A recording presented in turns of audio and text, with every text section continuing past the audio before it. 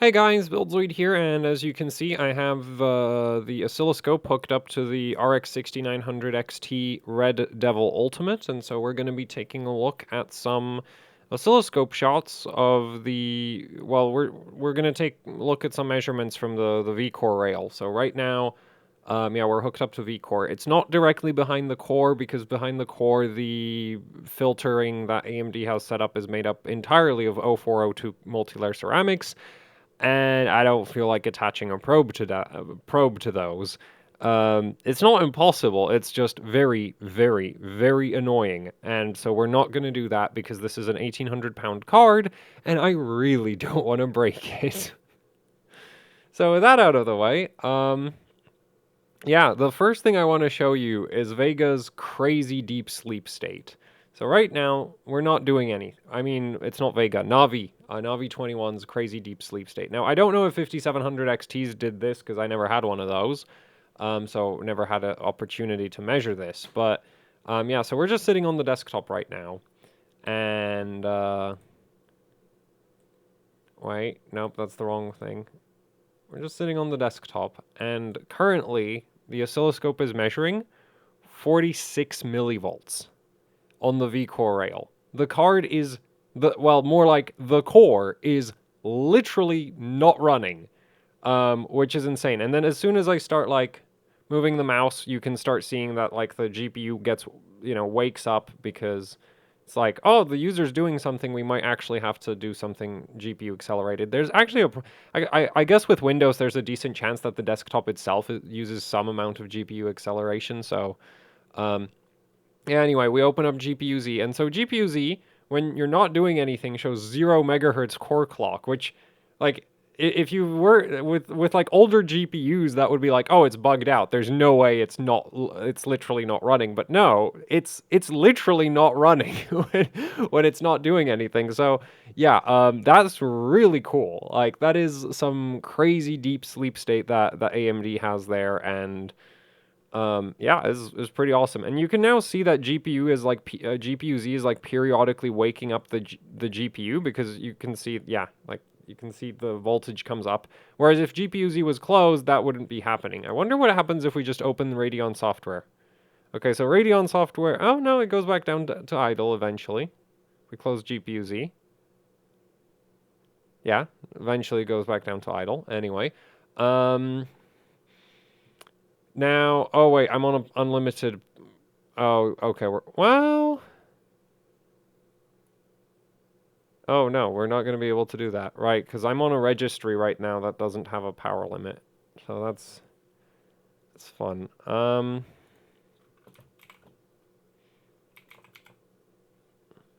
We're gonna go remove, because I have a soft power play table on there that has a power limit high enough that the card's never gonna hit it, and I want to see what the power management looks like when you are bouncing off the power limit, right? Like, we want to see what it's doing to the voltage. So I need to go find that soft power play table and just remove it. Soft power play table. Yep, that should be it. Delete. And now we need to restart. I guess we can go through the boot up procedure. Might have to zoom out for that a bit. Oh, that was not the right time to do that. Oh no, well, it just power cycles, so it doesn't need to. Like, if you restart your system, it doesn't actually restart all the voltage regulators. It's not necessary. If you shut down your system completely, then all the voltage regulators need to start boot back up. But yeah, since we're just restarting, we don't need to do that. So actually, before Windows initializes, the GPU pulls quite a lot of power, which was really annoying when I was trying to just get like basic voltage measurements of the whole thing. So right now we should be power limited if we run something like 3D Mark, and I am actually gonna like lower the power limit as well. We're gonna reset the overclock. Because I want it bouncing off the power limit. I want to see what that looks like, because I've not actually looked at that. Might be kind of interesting. That's 3D Mark opened up. What did I want to do? Actually, well, I'm not sure. Like, I'm not sure what'll happen with the power limit in place. We're gonna just lower the clocks a bit. It should be nice and like I don't want it to crash right now because we're just gonna be looking at like is it bouncing off the power limit. So we're gonna take a look at the GPU power draw. Now we're gonna run. Let's run Firestrike Ultra. We're gonna do a custom run, and we're gonna run GT1 because GT1 pulls the most power. We're going to loop it, and we're going to window it so that we can watch GPU-Z at the same time.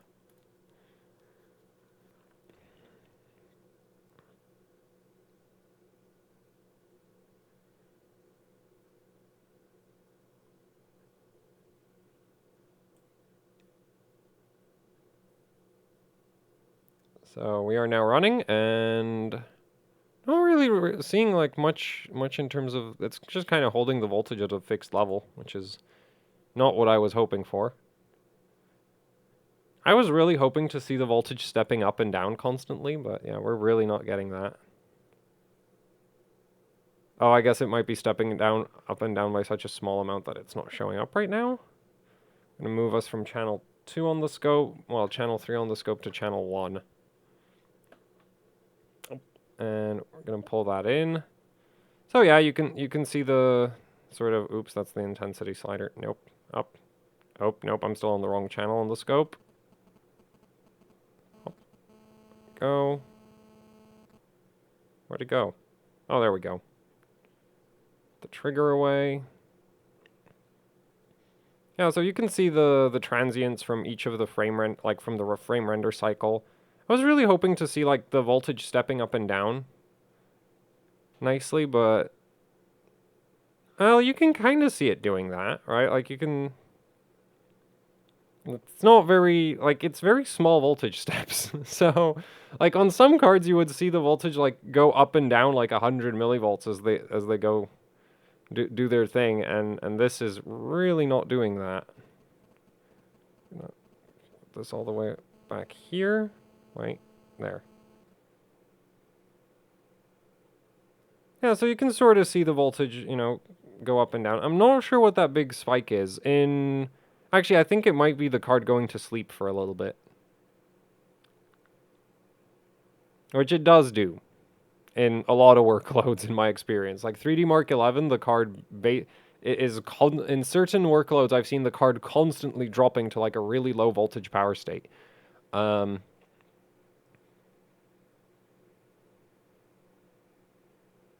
Is it triggered on something? Let's put the trigger way off. Oh.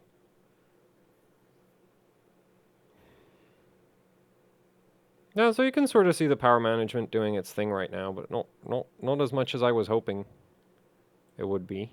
Because yeah, you can like the voltage isn't really going up and down very much. Maybe this is not that. Maybe we should run something. I guess might be a very consistent workload in that case. So maybe we should run something more like GT2, because GT2 might be less consistent. It's certainly more memory intensive than GT1, but I am not entirely sure how that's going to behave.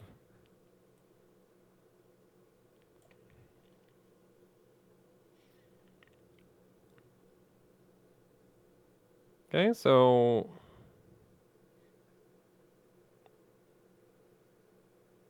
voltage starting to come down, and then it goes up, and then it stays up, and then it comes down. Okay, so now we're seeing the power management being a bit more active.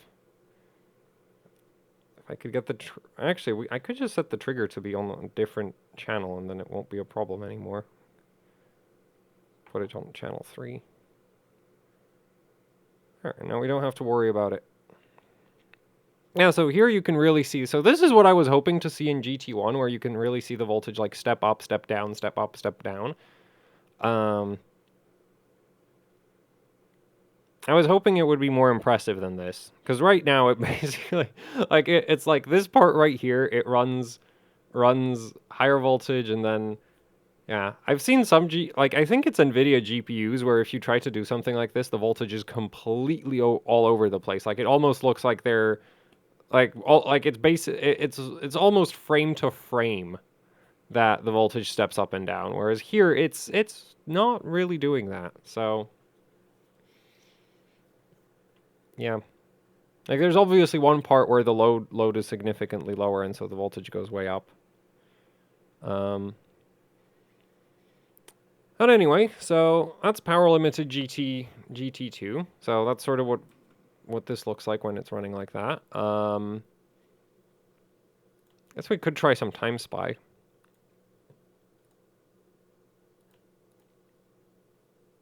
I don't really have a plan for this video. We're just going to run a bunch of different workloads.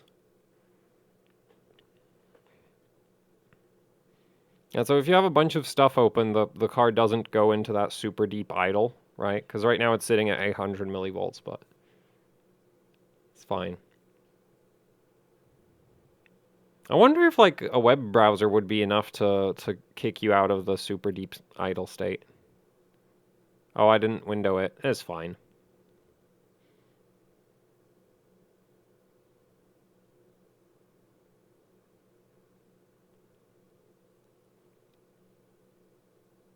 Oh, whoa, that is interesting. So this looks a lot like 3D Mark 11 does, where you have those massive downwards dips, but we're going to zoom in on those. So we are currently running at around 100 FPS. And, okay, I'm going to bring the trigger back. Channel 1, and we're going to lower it. We're going to check out one of those downward dips, because that really looks like it's going to sleep for a bit to me. Like, this doesn't look like a normal sort of like transient load spike. This looks like the VR, like the core is going like, hey, lower the output voltage. So it ramps down, and then, like, because occasionally, like, you have this flat part, but that, maybe the card just pulls a fixed amount of power for a very long amount of time. Unfortunately, keep getting spike. Well, yeah, like that looks like it's going to like changing power states. Oh yeah, that's a very well benchmark finished. No surprises there. So that was interesting to look at. Now let's try that without the power limit in place, which actually that's going to be super hard to do because, right, we need the registry again.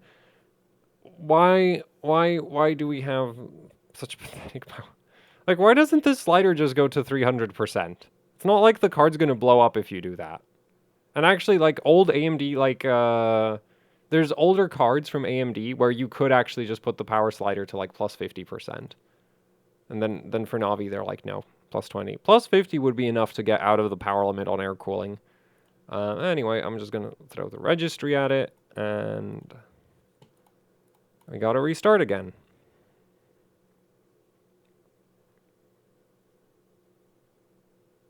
Now, so at idle, you can see there's like no noise, or very little noise on the vCore rail, because, well, it's not doing anything.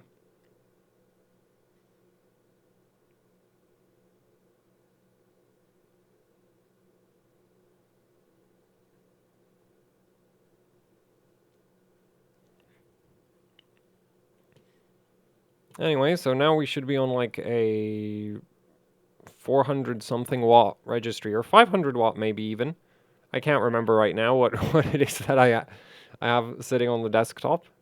And the main point is it doesn't have a power limit. So now we're going to run Time Spy without that, without a power limit. See what that looks like.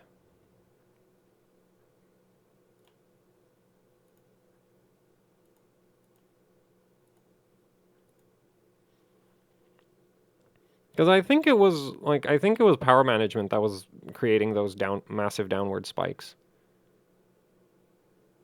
They were a little bit too regular to be transients, in my opinion.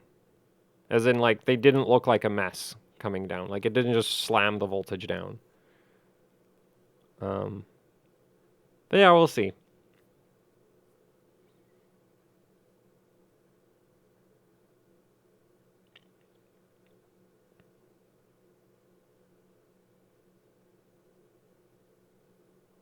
Yeah, so no more.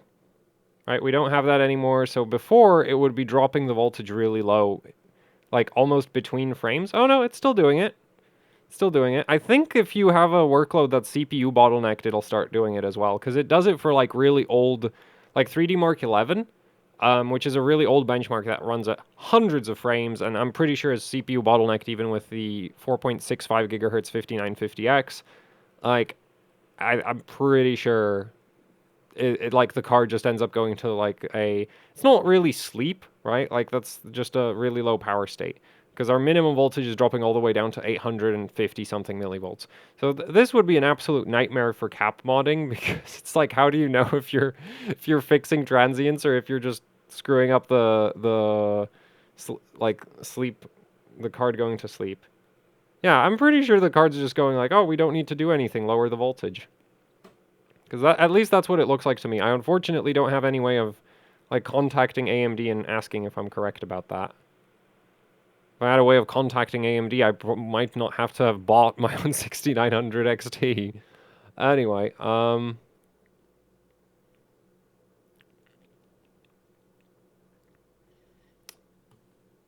yeah, that's what it looks like without a power limit. Now let's actually now we're gonna actually watch for like peak to peak, and we're gonna overclock the card.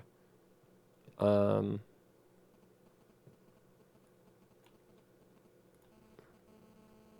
Up to 27 like I'm not sure, like for max benchmark pass I can run like 2820 with like 2450 for the min frequency.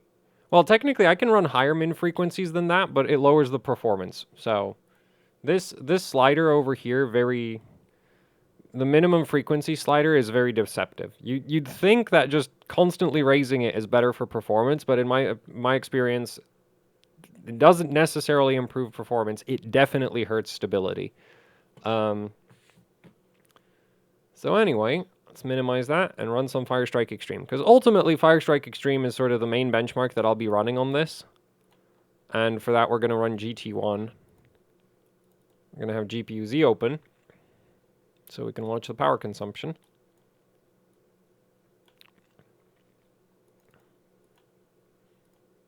And what did I click on? Go. Now, unfortunately, I don't have another card to like compare against in terms of voltage regulation, so it's not really that useful to see how the VRM behaves. But yep. So this is what it looks like. I'll put the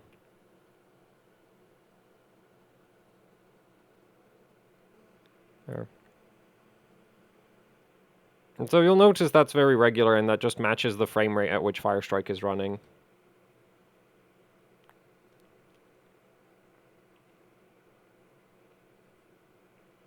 I have the fan speed on the GPU cranked. So anyway, right now it's pulling around 400 watts, which, yeah. And that's GPU core only power draw, so actually the whole card's probably approaching closer to 450. So, you know, a lot like a 290X back in the day. Actually daily to 290X at 450 watts. Summer was an experience with that card. Anyway, there's kind of a lot of overshoot on this, but overshoot, well, I think there's a lot of overshoot. It's kind of hard to tell, but I think there's a lot of overshoot because we're hitting a maximum voltage of 1.32 volts. Admittedly, with the way that the probe is hooked up, this being a passive probe, and this oscilloscope not running off of like batteries, the voltage we're measuring is slightly higher because there's a ground, like the ground like the ground that the scope is measuring against is at a different voltage from the ground that's on the graphics card. So we're measuring slightly higher average voltage. And I've just realized that we do not have the RMS voltage on here. Oh no, this is gonna... We have min, max, VPP, but we do not have RMS. Good job, me. Let's pull in VRMS. Yeah, so average voltage right now, 1.19. I think in reality it's a little bit lower. But yeah, that like... without getting, well, and somebody's going to be like, oh, you should just isolate the oscilloscope ground. I've tried that. It causes massive problems. I am not doing that with this card. Definitely not doing that. I've also tried it in the opposite direction where you isolate the system from ground and then like ground it through the oscilloscope. Also bad. So neither of those is a viable option, unfortunately. And I do eventually plan to get a battery-powered oscilloscope. Anyway, I guess let's try zoom in on one of these, but I don't think we're going to see much. Yeah, it's really just kind of a bunch of random noise once you zoom in.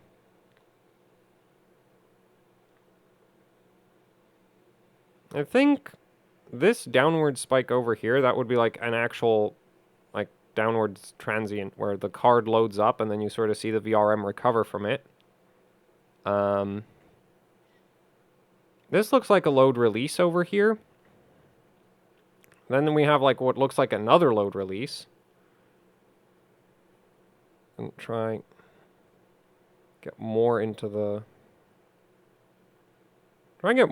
shot. So, yeah, we might have more interesting stuff to look at. You can maybe kind of... What time scale are we at? That might be the switching frequency of the VRM that we're sort of seeing here. Our problem... The waveform looks backwards for that. Normally, you should have the rising side should be steeper than the falling side if it was the VRM switching frequency, but this is 2 microseconds. And the VRM should run at 500 kilohertz on this. So it might actually be the VRM ripple, but yeah, as you can see that like the VRM ripple compared to what the GPU is doing is like basically non-existent. Like it's not a whole lot of anything. I think that's the ripple. Because 500 kilohertz would give you a 2 microsecond cycle time, I think. Right? I'm really bad at converting into like subdivisions of seconds. Well, no, milliseconds are fine. Everything below that is a mess for me.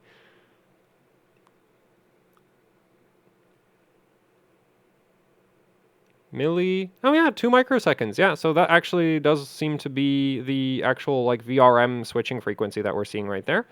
But of course, and that's like, oh, so you have like, I don't know, 40 millivolts of like, yeah, peak to peak on that. So that's like 40 millivolts of ripple. But that really, in the grand scheme of things, doesn't mean much of anything because look at what our GPU is doing.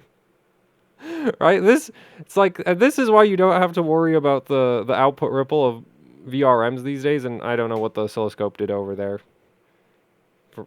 Like, that looks like a memory error on the scope. I'm not sure what's up with that. Because that wasn't there before I zoomed in. Or at least, yeah, I don't remember that being there. Anyway. So.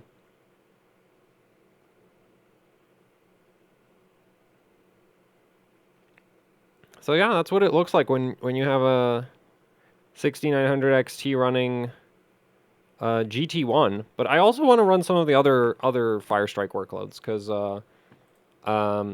GT1 pulls the most power, but what I've noticed is, like, the thing is the transients you see will also depend on the frame rate, and I'm kind of wondering, like, what will we see when we run combined? Because combined is, well, it runs at much lower frame rate than any other test in Firestrike, and it does some strange things. So...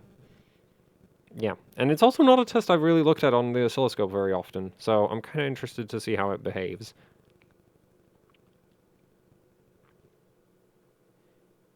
And actually, that looks... yeah, that looks overall just kind of cleaner, because... oh, wait. Oh, no, I think that's the GPU going to sleep. Yeah, that makes this super awkward, because it's like, yeah, look, the GPU is just going to sleep for bits and pieces of this. So it's like, oh, the peak to peak is massive, and it's like, nah, it's the GPU going to well, idling. It's not really going to sleep. It's going idle, is the better way to put it.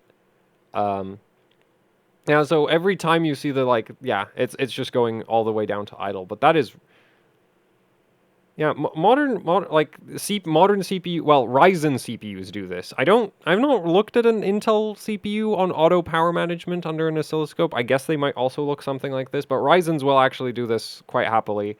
I don't know if any other AMD GPUs do I've not done a Vega on an oscilloscope, and I don't have a 5000 series. So yeah, so GT this is unfortunately see the thing is there's a physics simulation running in the background of the actual render for combined, and so it's pretty it's CPU bottleneck to some extent. Um,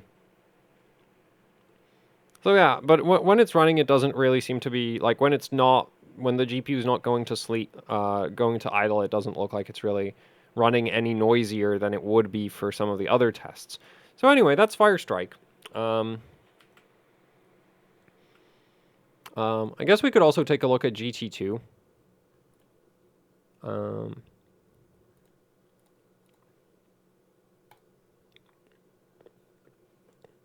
I'm not sure there's going to be... Normally, GT2 is actually the quietest test because it's most memory bound. And which is kind of funny. If you had something that's memory bound on a CPU, generally that'll be really noisy. But with GPUs, I guess because of how they're designed, yeah, that doesn't really work out that way. And here it actually looks about the same as GT1. Right, just like looking at the peak to peak, it's hovering around 200 millivolts. Peak to peak is a kind of crap value for judging VRM performance because overshoot is like the upper half of peak to peak. So all of the upward voltage doesn't actually really affect overclocking. It's the minimums that are important, but the card keeps going to sleep and screwing up the minimum measurement or going to idle. I need a faster CPU so that it can feed the 6900 XT here. Yeah, but GT2 and GT1 seem to behave very similarly in terms of like the peak to peak values, and I'd assume minimums therefore would be very similar as well, because it doesn't make sense that one of them would have massively more overshoot.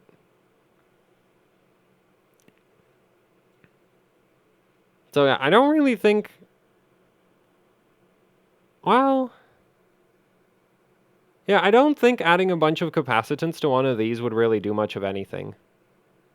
Like 200 millivolts is certainly not the best voltage regulation I've ever seen on a GPU. At the same time, I don't believe I've measured many 400 watt GPUs. Yeah, I haven't. So, especially where it's like this is 400, and actually at this point this is 418 watts. So yeah, I've really not measured many GPUs that like run at this level of power draw with the oscilloscope. So this looks actually kind of fine. And I would assume I guess part of the voltage regulation behavior here and the fact that we're sort of seeing what I would consider kind of a lot of peak to peak is that, because normally reference AMD, well, actually I think reference AMD cards normally are around 200 millivolts. Like Furies were, no, I think Furies were like slightly below 200 or something like that. Anyway, I think this probably doesn't have that much output capacitance. Like, theoretically, this should be possible to maybe flatten out some more. I think this doesn't have that much output capacitance for the sake of making the really fast idle to load transitions. Because if you put a lot of capacitance on the output of your VRM, well, it takes more time to change the voltage on purpose, right? Like, yes, the voltage won't fling itself around when the core pulls as the core goes through the frame render cycle. So when you're at a steady load like this, where you're constantly averaging 1.21 volts, you could shrink the deviations from that 1.21 volts. But if you're intentionally trying to go from an average voltage of 1.2 down to an average voltage of like 1.15, you know, if you're going through like power states and you want to go from like one idle to full load, well, it's going to take longer if there's more capacitance. So this probably has intentionally less capacitance than would be than possible. At the same time, you can actually just compensate for the higher amount of capacitance with other design alterations of the VRM. So yeah, but the thing is, the Red Devil Ultimate is it has broken world records, but I would not consider this like a true extreme overclocking card. Like it's not on par with say like the Lightning cards from back in the day, or like a Hall of Fame or a Kingpin edition from right now. That's I think the pinnacle of extreme overclocking cards right now would be like a Hall of Fame or a Kingpin edition. And actually, even the Kingpin edition doesn't really pack that much capacitance. The Hall of Fame on the other hand though is absolutely ridiculous. Like there is just like the Hall of Fame actively moves the V-Core VRM further back from the GPU core to accommodate more capacitors. So yeah, and 6900 XTs really don't do that. The Red Devil Ultimate is basically just a scaled up version of the reference 6900 XT PCB. And so yeah, I'm not too like you know I'm not too surprised that it's not exactly the like smoothest voltage regulation I've ever seen at steady state. Because again, you know, one of the design criteria is being able to go from one voltage to another voltage very, very quickly. And in that scenario, you don't necessarily want to have tons and tons of capacitance. But and also, I don't think it necessarily would even have to be a ton of capacitance. Like, what I'm sort of toying with is like, well, what if you just added a bunch of really, like, more... well, the VRM already is, like, very, very heavy on multilayer ceramics and SMD polymers, but I think, like, well, what if you took, like... Because right now, I think it's mostly 470 microfarad SMD polymers for VCore. If you replace... Like, if you took all of those off and replaced them with, like, 330s, like 330s per 470, it should get you better voltage regulation, and it wouldn't really change the bulk capacitance that much. But yeah, nobody's going to be making, you know, voltage regulation optimizations for 6900 XTs anytime soon, because there's going to be like there's not that well. I think Asus has a different output filter from the AMD reference design on their 6900 XT, but that would be an interesting card to test, because that is one thing where like Asus AMD like Asus GPUs generally tend to have really nice output filtering. So that would be an interesting card to test, is the 6900 XT Strix. But I think that one is mostly just like there's a lot more bulk capacitance to it. I don't think they've necessarily changed the capacitor like configuration that much. Like it's not quite on the levels of say the 3090 Hall of Fame. Um, Anyway, the last thing I wanted to run is 3D Mark 11, because that's also like a big 6900 XT benchmark. Because the 6900 XT is really good at Firestrike, it's really good at 3D Mark 11, and there's some other benchmarks where it's somewhat competitive, but ultimately it loses to the 3090. That 3D Mark 11 is not one of those benchmarks, and the capture card can't capture 3D Mark 11. Yay! Anyway, here you can really see, like, the card is idle, right? Like, you can really see it, that it's not running at full speed. It woke up for a little bit, and then it went back to idle. Like, yeah, you can see it, right? Like, how it's not going at full speed. It's like, the card, because we're running, what, like 200 something frames per second? And so I think it's really hitting like the limit, like it's super CPU bottlenecked, and so we get this right here. This is a mess. Like, it looks like a horrible mess, but if let's bring the trigger in on some of those downward spikes.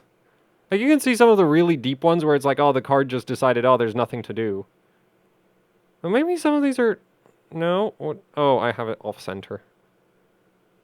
Actually, that might be oh, that might be the card loading up.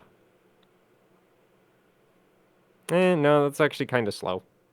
Not entirely sure. It would be nice to have more details on how these cards run. Anyway, actually, I'm not sure what to think of these spikes. It looks kind of... Like, the thing is, it looks a lot like the thing the card was doing in TimeSpy, where it would just be going to... Like, when it was... Wait. TimeSpy GT2, where it was kind of doing this as well. Now we're running at, like, 500 FPS. So 1 millisecond frame times, and you can really see, like, wait, 500 FPS? No, that would be 2 millisecond frame times. But yeah, you can see that, because we have 1 millisecond per division. Anyway, now we're running some physics. No, this test. Capture card derped out. That's lovely. Okay, so I think maybe the downward spikes are actually a transient, and then occasionally you get the ones that go even deeper, and those might be the card going to sleep. Really hard to tell, though. I guess maybe if I just... Yeah, this looks like it's go... Like, that looks like it's going... Oh, come on, the test is over already. Okay, well, now we've got the physics test, so the card's not really going to be doing much of anything. So we get the opposite effect, kind... Well, no, we don't really get that... Oh, did it crash?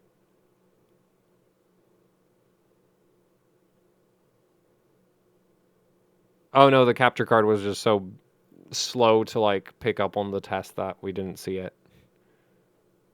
And, yeah, here the card is just, like, idling.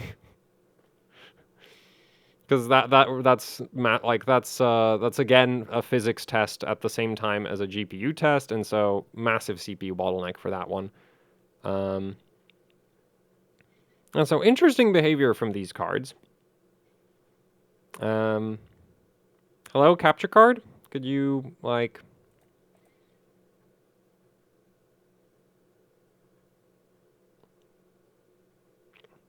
Perfect.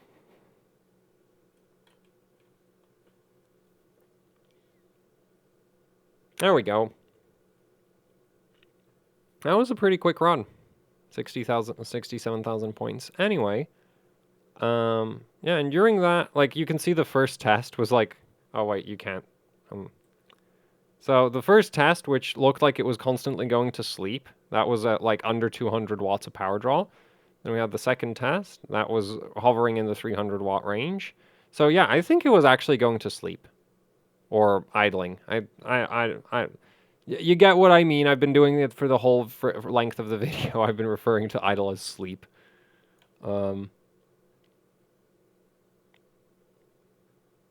So yeah, I think like... So the annoying thing with this, though, is, of course, like, if you're going to be trying to cap mod one of these, I have no... Like, with oscilloscope measurements, I have... Well, I guess you could just use GT1 for evaluating the effectiveness of the cap mod, because a lot of other benchmarks seem to just be... Like, the card seems to just be going to idle every frame. Like, once per frame, it just goes idle. And then it wakes back up, and it's just like, well, that really screws up your minimum voltage measurement, doesn't it? So yeah, I think that's kind of it for this video. I didn't really have much of a plan for it. Could argue that I'm really trying to just milk the 6900 XT for views here, which would be kind of true because man, it was expensive. But yeah, so that's the VCore behavior. I gotta say, like, the whole super deep, like, idle sleep state is cool, right? Like, if I close everything, it just goes. Yeah, like, we don't have it on screen anymore because well, like, there. Like, it falls off the screen on the oscilloscope because we're out of, like, it's out of range at this point. But yeah, so interesting card. Well, I like, the thing is, I really wish I had another card to compare the voltage regulation against, but I don't. And there's no way I'm getting another one for, like, maybe in 5 years these will be going cheap on eBay, and I'll get a second one, and we can do a comparison. Is like, is the Red Devil Ultimate's VRM actually really good or not? But my initial impressions is, like, I do believe this has less than I think if there was an actual, like, extreme overclocking focused 6900 XT that was completely serious about just the extreme overclocking and nothing else, I think we would have probably seen one with, like, way more capacitance on it, because this right here just doesn't seem that impressive to me in terms of the voltage regulation. At the same time, it's not bad. Like, it's definitely, like, I've seen much worse from other GPUs in the past. And this is also, I think, the highest power draw GPU that I've ever measured on the oscilloscope. So that might also be biasing my my opinion on the performance a little bit, where it's like, well, because I think the Fury X's are sort of in the 250 to 300 watt territory for the GPU core power draw. So those don't really compare to a Navi 21 in terms of power consumption. So yeah, anyway, hopefully you found this somewhat interesting. I'm not sure, like, no, like, I also plan to do measurements for the memory and the VDDCI rail and the SoC rail, but for now, this is sort of all I really like. Yeah, like, I'm not sure, like, I wasn't sure how I want to structure all of that. And I didn't want to hook up like a bunch of measurement points at the same time. Because that's always really annoying. And then you have like probe wires hanging off the back of the card, and that's also not great. Um, anyway, yeah, that's it for this video. Thanks for watching. Like, share, subscribe. Leave any comments, questions, suggestions down in the comment section below. If you'd like to support what I do here with actually hardcore overclocking, I have a Patreon. There's a link to that down in the description below. There's also the HOC Teespring store where you can pick up shirts, stickers, posters, you know, the usual YouTuber merch. Both of those help out immensely with running the channel because, well, they allow me to do things like buy a 6900 XT. Yeah, that's it for the video. Thanks for watching, and goodbye.